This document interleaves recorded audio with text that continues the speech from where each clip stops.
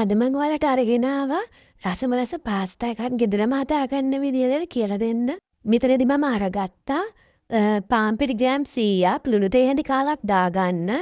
බිත්තරයකුත් දාගන්න. දැන් මේ ටික හොඳට කලවම් කරගන්න ඕන. දැන් මේ ටික කලවම් කරනකොට තද ඩෝ එකක් තමයි අපිට එන්න ඕන.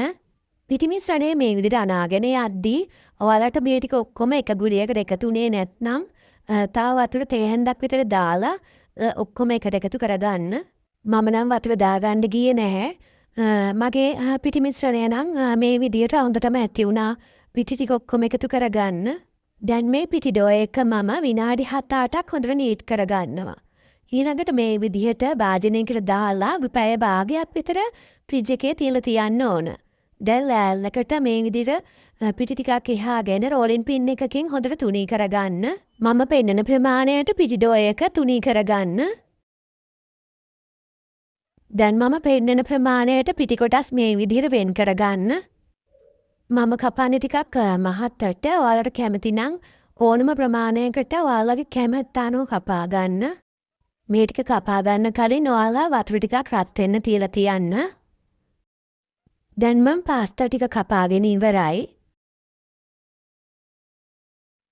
රත් වෙන්න තියලා තිබ්බ වතුරකට මම ලුණු සහ තෙල් ටිකක් දාගන්නවා. ඊළඟට මම පාස්තා ටික ඔක්කොම මේ විදිහට දාගන්නම තැම්බෙනකම් මේ විදිහට වහගන්න. මම මේ විදිහට හැන්දෙන් කෑල්ලක් අල්ල බලනවා පාස්තා ටික තැම්බිලාද කියලා. මගේ පාස්තා ටික දැන් තැම්බිලා තියෙන්නේ. දැන් පාස්තා ටික පෙරාගෙන ඇලි වතුරෙනුත් හොඳට හොද ගන්නවා.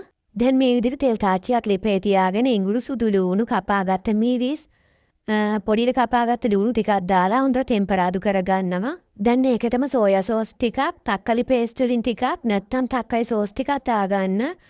ලුණු, ගම්බිරිස්, කෑලි මිරිස් දාලා හොඳට කලවම් කරගන්න. මම මේ දාගත්ත කුළු බඩු ඔයාලගේ රස අනුව දාගන්න. දැන් ඉතින් තඹගත්ත පාස්තා ටික දාගෙන හොඳට කලවම් කරගන්න. දැන් මම පාස්තා ටික හදාගෙන ඉවරයි. ඉතින් මේ තියෙන්නේ මම ගෙදරදීම හදාගත්ත රසම රස පාස්තා ටික යාළුවනේ. ඉතින් ඔයාලත් මේ විදිහට ගෙදරදීම පාස්තා හදලා රස බලන්න යාළුවනේ. ඉතින් ඔයාලට සුබ දවසක්.